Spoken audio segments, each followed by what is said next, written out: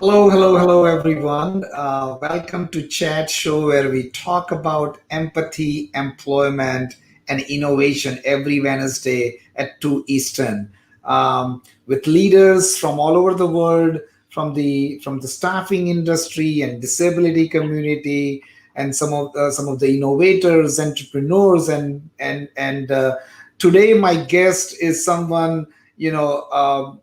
They always say some friendship takes time to mature, but some happens in the first meeting, and our guest today belong to that category, and we are joined today by Laith Khoury, all the way from Jordan. It's almost 9 p.m. So thank you, Laith, for joining late evening and joining us today. Just a quick little bit about Laith is a talent sourcing and acquisition professional, entrepreneur, and CEO of Spartan Services Service Corp, with over 13 years of combined hands-on experience. But the most impressive of all, Laith is a fellow empath and firm believer in diversity and inclusion, and a great philosopher. But the last to conclude, one of the things which I really admire about him is we talked about something just a day for yesterday, and he really liked the empathy T-shirt, and we said, "Hey, we won't be able to send you all the way to Jordan." And look at that! I don't know what did you do, man. What did you do? Like, tell Well, us what is well, that? How did you pull through that? That's just amazing, and thank you for that surprise. of course, I had the Dara, the person who works with you, send me the digital logo. I started in big tobacco in very small teams, duty free teams. So you have to get used to getting things done and getting your hands dirty as well. And also launching my own business from the ground up and really just. You really learn who all your suppliers are, where they are, and it makes things a lot more accessible. No, let me tell you, that truly reflects your passion towards empathy, your commitment, your entrepreneurial spirit to move fast and make things work overnight, literally. And I really admire that. With that, thank you again for joining, Laith. Really, I appreciate your commitment, and you're here. Tell us a little bit, what brought you to talent sourcing and talent acquisition, and what is your why? I'm a rebel, so I've never really agreed with the leadership status quo. I constantly go against the norms. I actually have some recommendations on my LinkedIn profile, that say Laith does not stick to the norms. He always is an out of the box thinker, and I've always had a problem with leadership. I tend to always I see better positions for people, and I really want people to be happy what they're doing. I've always wanted to be happy what I'm doing, and for me, that's helping others. So helping really, people be put where they belong really is what motivated me to jump into the recruitment industry. Oh, that is so amazing. And as a leader, um, how do you see, as you are now running this amazing organization?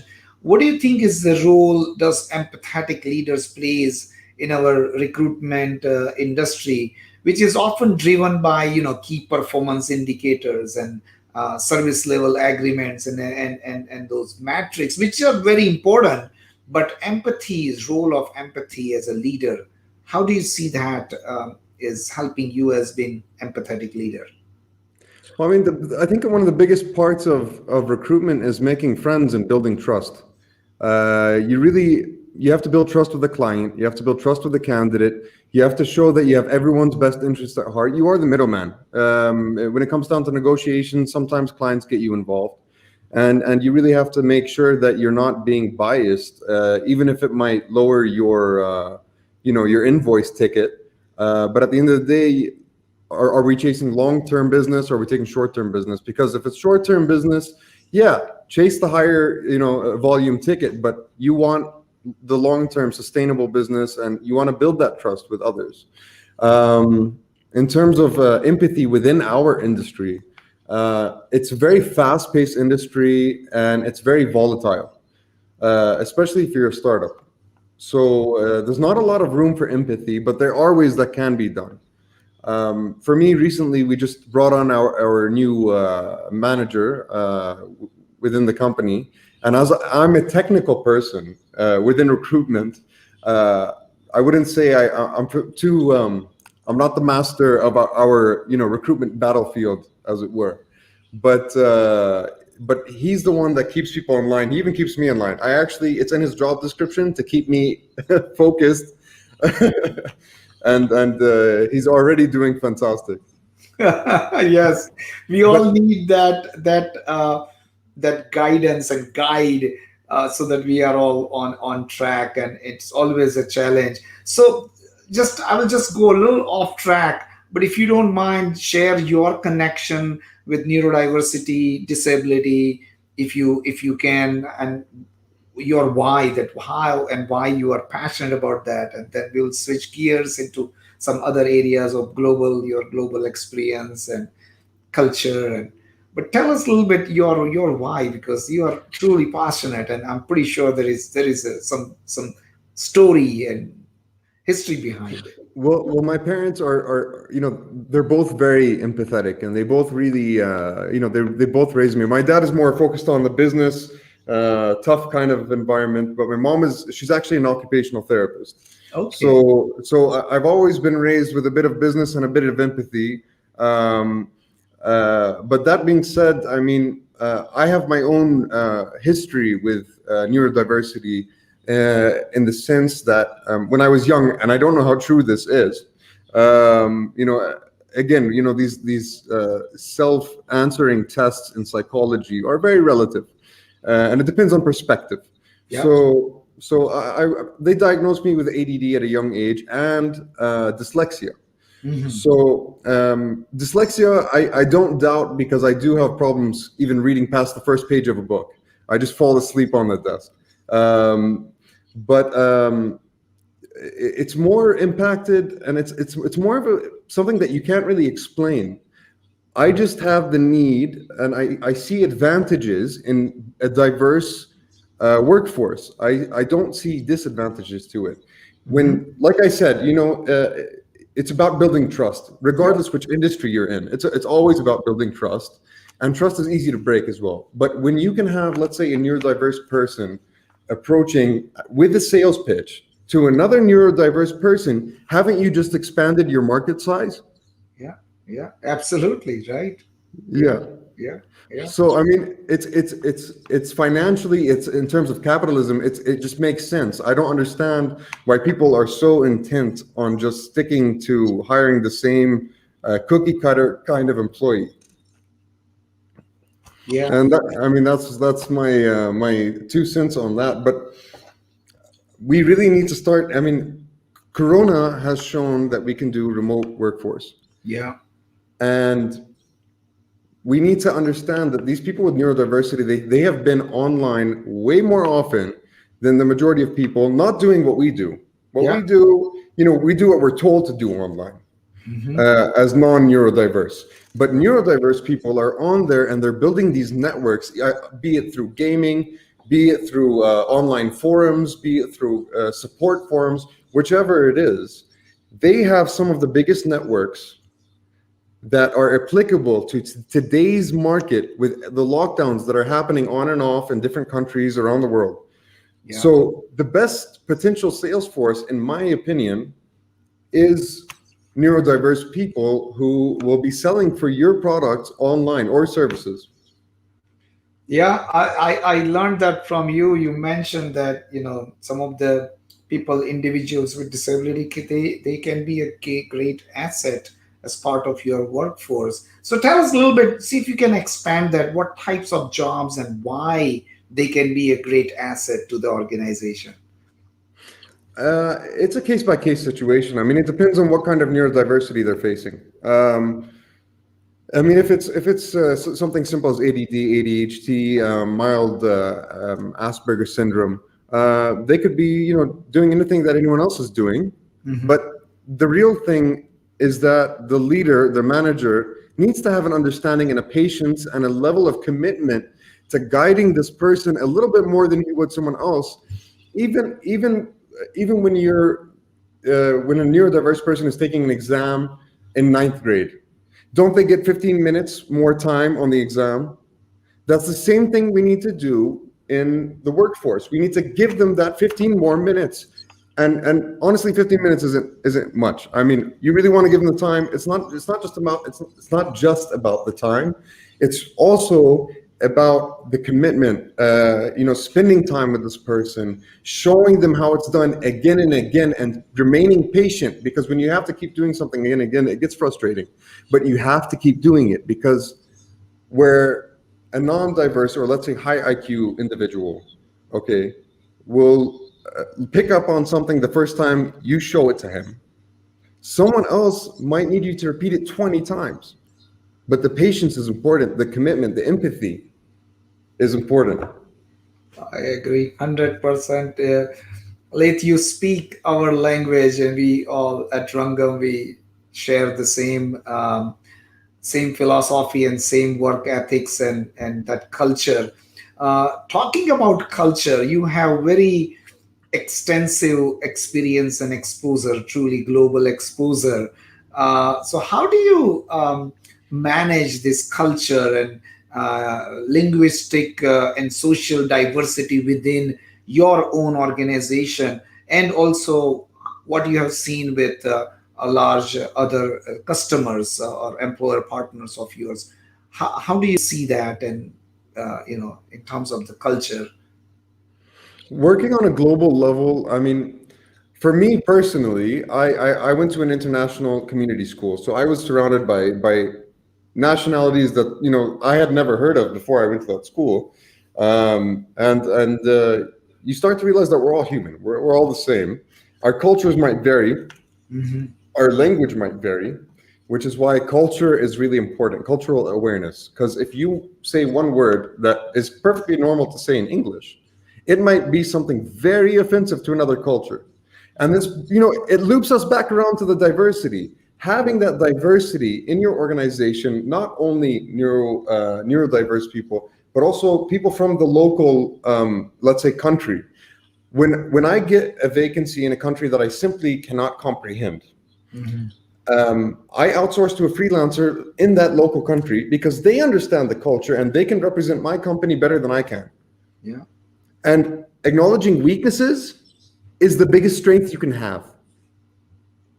And if you're not acknowledging your weaknesses, how do you expect to grow? Quite honestly, the growth pattern that had happened with Apple admitted that they were weaker than, let's say, Samsung or Android at several points through their growth stage. So they adapted. They acknowledged it, but they adapted. Yeah. When you don't acknowledge your weaknesses, there's no growth going to happen. And it's the same thing in terms of HR. Internally, diverse is probably one of the most diverse workforce. It's probably one of the most important things that you can do today. But also compensation varies as well. I mean, internally in your own organization, you're going to hire someone in let's say India today. You need to understand what they value more and what they need more. Because if you're not compensating at least freelancing is one thing, and we're talking about employment. If you're going to be compensating someone and you want their entire commitment to you, your basic salary needs to completely cover their cost of living monthly. Yeah. Whatever incentive after that needs to be a bonus, an extra additional motivation. But you want them to show you commitment, but you also need to show commitment to every one of your employees as well. Right.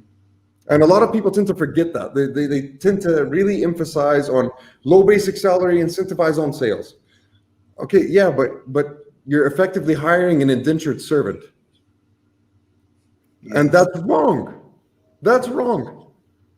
And it's the same when it comes to people with neurodiversity. let's say, okay, let's say you want to, they accept to a lower salary, but you need to compensate them in other ways. You need to compensate them with time, extra training, extra one-on-one with the manager or the supervisor, someone who understands, not necessarily has been through, but understands what they're going through. Mm-hmm. And I think that cultural awareness is going to become, it's already become a very important thing. Actually, there's departments in multinationals. Almost every single multinational now has a department in diversity and inclusion.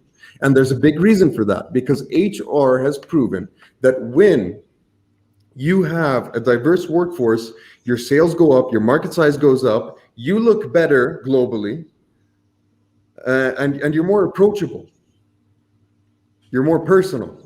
Yeah, yeah, no, I agree 100%. So, Laith, I have a very similar experience when I went through this 3 year program at Harvard Business School, where we lived in a group of 8, and every individual was from different part of the world, and studying and working together was, that's the first thing lesson and the training we got, that how do we respect each other's culture, how do we respect that differences among all different cultures and thinking and working styles. Just imagine 8 different entrepreneurs coming from 8 different countries with 8 different cultures, working together and studying together and analyzing problems together. And that's a beautiful thing, and that's what you really have that in your practical world of your entrepreneurship. So thank you for sharing that wisdom. um, you mentioned briefly, but if you can tell me a little bit more, uh, do you think remote work has brought more critical and individual thinking to the modern workplace? How this workplace has evolved? Share some of your thoughts. I think it's really forced us to rely on apps way more than we've ever relied on apps. I mean, reminders, calendars. I can personally, I'll testify for this. I didn't used to use my Outlook calendar at all. I would just kind of, someone would tell me there's a meeting coming up, and I'll just go to the meeting. And Nish, how I am over the past couple of times we've talked. I'm really a wing it kind of person. I don't sit and over prepare. So lately, though, my website has been linked to my calendar, and everything needs to be in my calendar. If I want to leave the office to go to the dietitian, I need that in my calendar so no one else books that time slot. Yeah, yeah, yeah. But yeah, but it's self leadership. It's you are your own leader, especially if you've been on lockdown for a prolonged amount of time. Not every country has, Yeah. but knowing, it's easy to sit at home and just forget about work and just say, "Oh, I'll do it in another hour. I'll do it in another hour," and then you can not only work, but it's also eating, and it's forced us to be self-disciplined a little bit more.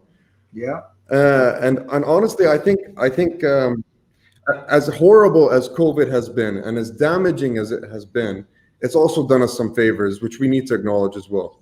The environment has gotten a little bit better due to less, pollution, and I mean, first time in maybe 5 years, I've actually had allergic reactions this last spring. So, but I was happy to have that. And it comes, you have to take care of yourself. You start listening to your body. You start looking at your calendar more often. You start being able to manage teams in a way you never would have imagined in the past. Sorry, I might be getting a bit off track.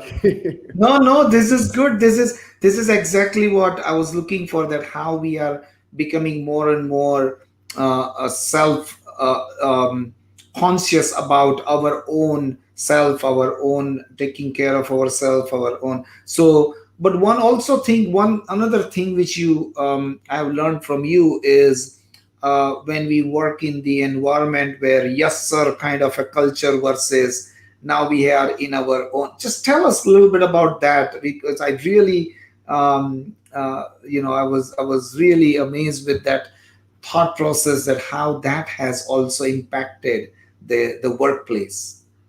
Yeah, well, I mean, I was recently talking with a professor that taught me servant leadership, and we were actually discussing how, yelling at someone might make an impact once, but if you yell at them again, they're going to yell back. So, especially online, we feel more confident with this barrier. This screen is a barrier.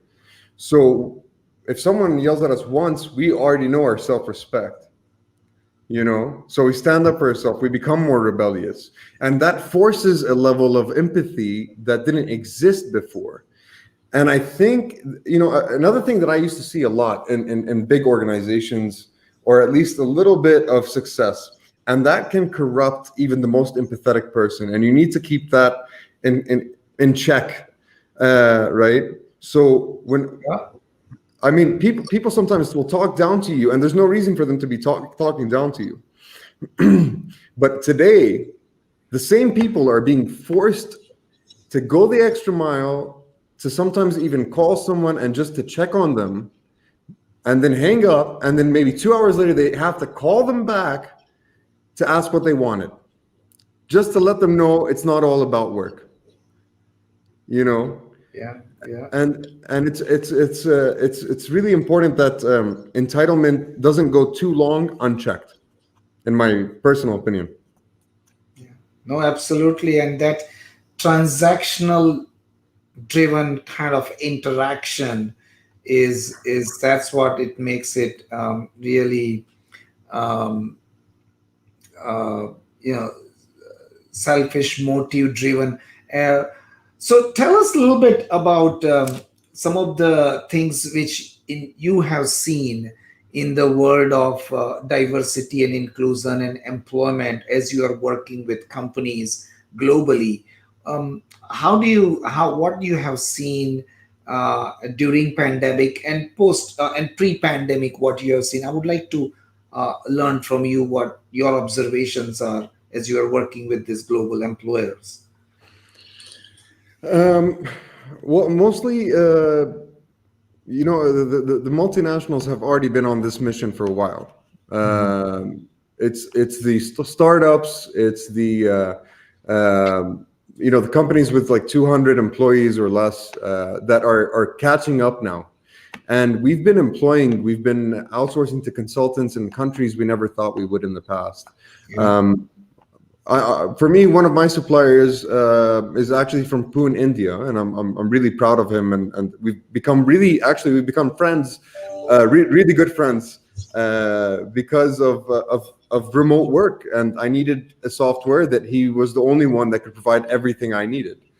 And With that, I don't have any doubts. You can make friends, anybody in the world, very, very quickly. And this is a perfect example how we started knowing each other so quickly. So yeah, please, yeah, sorry, continue. yeah, and I mean, the workforce is becoming more diverse, regardless, whatever your local law is, whatever, labor laws are, sorry, things are changing, and resistance to the change is only going to hurt your organization. What we need to do is focus on acknowledging what the change is. We need to clearly define it, which I'll be completely honest, I don't have it clearly defined. It's still changing. It's a ever changing, and it's going to be accelerating in the change. But the thing is we need to acknowledge where it's going, and we need to get ahead of it.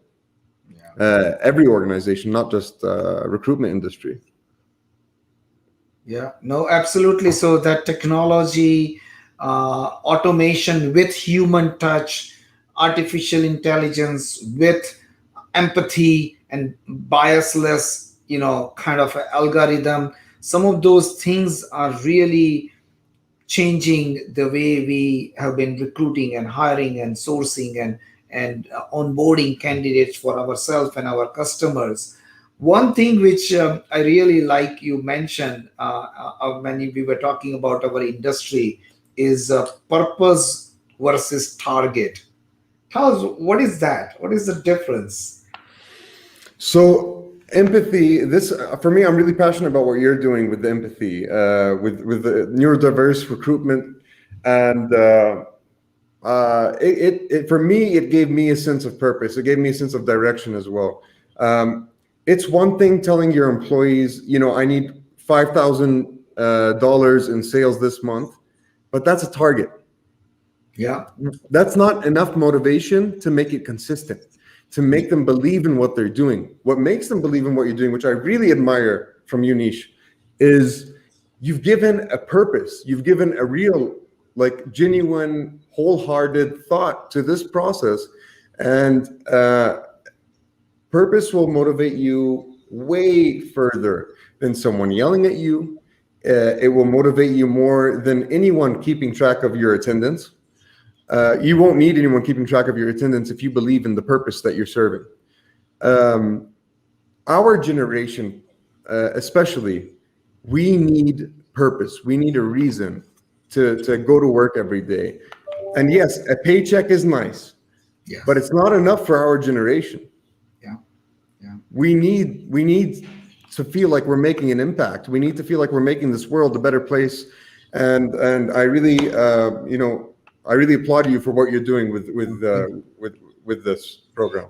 And Liz, it's a journey. I will share this discussion is all about you, but if I may add just a little bit about what my journey was, right, of this purpose. I remember about 15 years ago when I started this journey working with neurodivergent students and kids and children on the autism. That time, as you and me, how we work, like, we just, idea came, we started working, and some of the very similar to your manager and some of the leadership team you have, there's a wait, there is no clear directions, there is no clear specs, we cannot work like this. And that time, I remember this was in 2007, 8, 9, and I shared that, let's enjoy this journey of this purpose. And this journey is going to be a long journey because this is something nobody's doing it. We want to do it. It will take some time. So let's appreciate those small successes. And now, once we have that, build up, then we can very confidently, we can say, this is truly purpose. Because a lot of times we show purpose, but if we don't see the result, and if they don't see the result, we see the result that is going to happen. But that is also can be a challenging, right? Because keep that motivation going with the team, because not everybody is like you and me that it is going to happen. We just need to keep on doing it. They'll say, no, I want this. I would like to see it here after this many months or quarters and years. But yeah, so that's a combination of that, and it has been a great journey, and of course great journey of meeting individuals like you and some of the great people I meet and talk about it. Okay, totally agree. So before we close this, we have 2 minutes left. I would love to get your perspective on what's happening in the staffing world and the disability inclusion world with your global experience and exposure and working with this amazing leaders and companies. How do you see this has been evolving, but most importantly, how do you see this 3, 5, 10 years down the road, this whole world of neurodiversity as well as disability inclusion evolving? Well, I mean, just to keep it brief, we were forced to acknowledge that neurodiverse workforce can really positively impact organizations. Not only in terms of increasing market size, but also, when you walk into, let's say, a hospital, and there's a hospital here in Jordan, and the minute you walk in, there's this lovely lady, I'm pretty sure she has Down syndrome, and I just wanted to talk to her. I didn't even want to talk to the non-neurodiverse person. She was special, and she gave me the right answer. She told me where to go, and there was no issues. And we have a misconception about this. We have a misconception that they're incapable. And we're being forced to overcome this misconception. And I think what's going to happen now that we've been forced to acknowledge and give it a try, I think we're going to see a lot of changes. And I'm looking forward to seeing what the changes might be. Beautiful, beautiful. So there are few things which you mentioned. Two things. One is that awareness is happening and more. But more important, people are getting their own experience, and that is really changing that mindset. And that's how things are going to change as we start experiencing. And so thank you so much, Laith. Really great conversation. I want to wish you all the best with all your great work and ventures all over the world. And we would love to continue from Rangam and Sourceable side. We would love to continue this conversation and see how we can exchange ideas, collaborate, and bring innovation to neurodiversity programs with the companies we all work with and for. And with that, thank you so much again, and have a wonderful evening. I know late. This is what, 9:30. 9:30, right? Yes. Evening? Okay. All right. So thank you again, and thank you everyone for joining us today. We will continue our conversation next week, same place, same time, on empathy, employment, and innovation.